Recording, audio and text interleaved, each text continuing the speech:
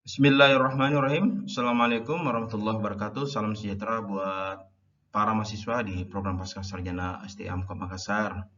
Apa kabar? Semoga sehat selalu ya.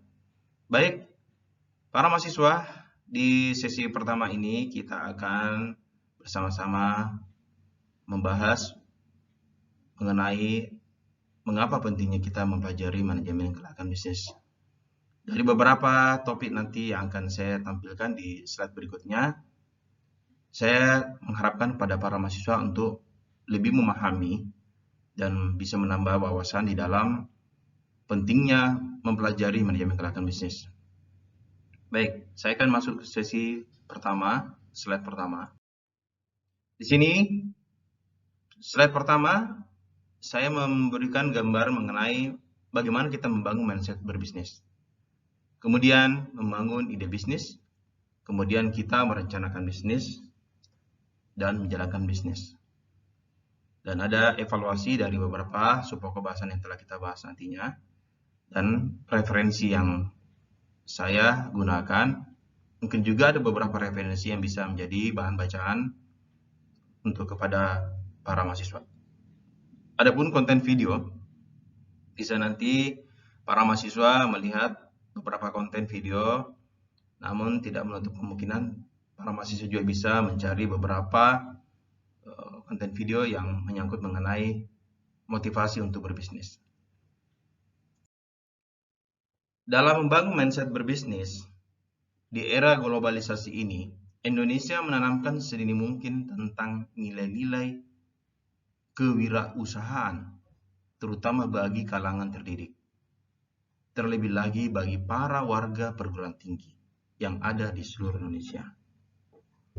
Menjadi pengusaha sukses adalah impian setiap orang. Sayangnya masih banyak pebisnis yang belum mampu membangun mindset bisnis yang seharusnya sudah dimiliki saat memulai bisnis.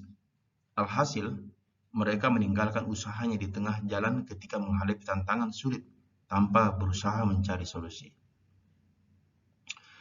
Penanaman nilai-nilai kewirausahaan bagi banyak orang diharapkan bisa menumbuhkan jiwa kreativitas untuk berbisnis atau berwirausaha sendiri.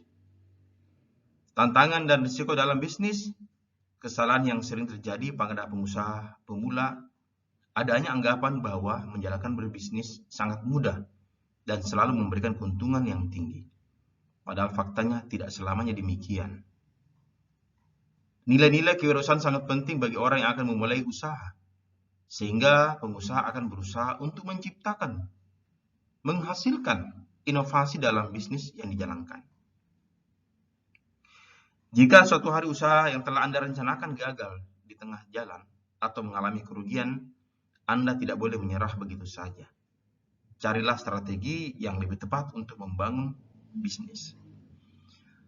Adapun menurut Drucker mengatakan dari konsep kewirausahaan atau entrepreneurship adalah bagaimana suatu kemampuan kita untuk menciptakan sesuatu yang baru dan berbeda. Inilah yang menjadi poin di dalam jiwa kewirausahaan. Kita menciptakan sesuatu yang baru, yang berbeda, yang mungkin tidak bisa ditiru oleh pesaing kita. Kemudian munculnya jiwa wirausaha diharapkan akan terbentuk sebuah mindset pola pikir menjadi seorang pengusaha yang mampu menciptakan lapangan kerja. Selain itu diharapkan seseorang akan lebih memahami potensi dirinya. Membangun ide bisnis, sebuah rencana bisnis bisa datang tiba-tiba, baik berupa ide yang melalui pengamatan maupun pengalaman. Bisa juga melalui perencanaan yang matang. Ya. Ide bisnis itu bukan peluang dan tidak akan muncul bila wirausaha tidak mengadakan evaluasi dan pengamatan secara terus-menerus. Banyak ide yang betul-betul asli, tetapi sebagian besar peluang tercipta ketika wirausaha memiliki cara pandang baru terhadap ide yang lama. Ya. Jadi maksudnya di sini adalah ide yang betul-betul asli itu memberikan yang real, menghasilkan sesuatu yang real. Ya. Jangan sampai ide-ide itu diambil atau dimiliki, ditangkap oleh para pesaing kita. Ya, Suryana tahun 2003 dalam tulisannya mengatakan sumber peluang potensi bisnis dapat digali dengan berbagai cara. Yang pertama, menciptakan produk yang baru atau produk yang berbeda daripada pesaing kita. Sehingga diharapkan ini bisa berikan nilai positif yang mampu bersaing di antara para pesaing kita. Mengamati pintu peluang. Ya, kita harus melihat pintu peluang. Ya. Dengan adanya kesempatan yang besar buat kita, ide-ide tadi kita kembangkan, kita kreativitas, sehingga itu membuat kita berpeluang besar untuk mengembangkan, mengaksikan kita punya ide-ide itu. Kemudian menganalisis produk, ya, dan proses secara mendalam. Kita melihat sejauh mana produk kita bisa memberikan nilai dalam kebutuhan seorang konsumen. Kemudian kita juga harus memperhitungkan risiko yang kita hadapi. Merencanakan bisnis setelah menciptakan ide bisnis dan menganalisa peluang dan risiko yang akan muncul, maka seseorang akan mengembangkan ide bisnisnya dalam bentuk yang lebih konkret. Yaitu bagaimana kita memulai atau melakukan suatu perencanaan bisnis. Ada beberapa faktor yang perlu dipertimbangkan dalam menyusun rencana bisnis agar bisnis dijalankan lebih berhasil. Yang pertama kita adalah bagaimana stakeholder bisnis. Stakeholder bisnis ini meliputi pemilik, karyawan, kreditor, biasanya itu perbankan, pemasok, penyedia bahan baku, dan pelanggan. Setiap jenis pemegang kepentingan mempunyai peran kritis dalam setiap usaha yang akan kita jalankan. Kemudian kita melihat lingkungan bisnis.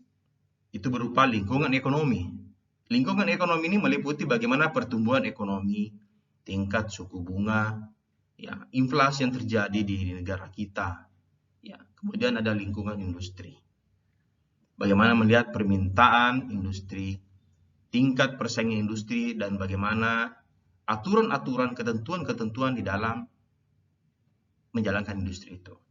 Kemudian lingkungan global, menarik permintaan asing, kapasitas pada penggunaan teknologi, penggunaan sumber-sumber murah dan diversifikasi yang berskala internasional. Rencana manajemen itu meliputi struktur organisasi, bagaimana dari aspek marketing, aspek produksi, aspek SDM, aspek keuangan, aspek teknologi informasi, dan rencana bisnis. Jadi ketiga, dalam menyusun rencana bisnis, inilah tiga yang paling penting yang mendasari untuk kita pelajari. Sehingga untuk mempelajari studi kelayakan bisnis, ini yang ketiga poin ini dalam beberapa referensi atau pengalaman yang menjadi acuan untuk kita rencanakan atau kita uraikan. Menjalankan bisnis, setiap sebuah usaha memang harus didahului dengan taktik dan strategi. Ya. Taktik dan strategi. Taktik itu digunakan untuk jangka pendek. Dan juga strategi itu ada digunakan untuk jangka panjang. Ya, dalam untuk apa ini? Untuk menghadapi para pesaing. Mengawali dengan modal kecil pun sebuah usaha bisa tumbuh menjadi besar. Ya. Pengembangan usaha lewat metode bottom up marketing jauh lebih menguntungkan dibandingkan dengan pendekatan top down. Ya. Kemudian Suryana mengatakan ada beberapa cara yang dapat dilakukan untuk memulai suatu usaha atau memasuki dunia usaha, yaitu merintis usaha baru, ya, yang biasa dikatakan istilahkan starting usaha, ya, new, membeli perusahaan orang lain atau kita ya melakukan pembelian bila mana ada usaha yang dilakukan oleh orang terus tidak bisa berjalan dengan baik, kita bisa membelinya dan kita mengembangkannya. Kerjasama dengan manajemen, melakukan franchising, membeli manajemennya dengan ada jaminan. Biasanya ada simpanan yang kita berikan sebagai jaminan di dalam kerjasama itu. Winardi mengatakan proses aktual itu sendiri memiliki 4 macam fase khusus, yaitu identifikasi dan evaluasi peluang yang ada. Ya, ini kita akan berbicara nanti mengenai bagaimana analisis SWOT, strategi, weakness, opportunity, and threat. Ya. Kemudian bagaimana kita kembangkan rencana bisnis itu. Kemudian tetapkan sumber-sumber daya yang diperlukan. Ya, sumber daya apa saja yang perlu kita persiapkan, sumber daya manusianya, sumber daya teknologi, dan sebagainya. Laksanakan manajemen usaha yang diciptakan dan melakukan evaluasi. Baik, para mahasiswa, dari 4 subpembahasan di topik kali ini, saya mengharapkan kita berdiskusi. Jadi ada beberapa ini, ada 5. Silakan para mahasiswa untuk mencoba berdiskusi. Dan diskusi ini akan diberikan waktu kurang lebih sekitar seminggu untuk bisa kita saling sharing. Gunakan beberapa referensi untuk bisa menghasilkan hasil diskusi ini. Ini beberapa referensi yang bisa saudara gunakan dalam menjawab diskusi itu. Juga bisa mengambil beberapa referensi yang didapatkan dari beberapa media, terutama media online. Saya mengucapkan terima kasih banyak atas waktu dan kesempatannya, dan lebih kurangnya dimaafkan. Saya ucapkan terima kasih. Kita akan bertemu di topik kedua.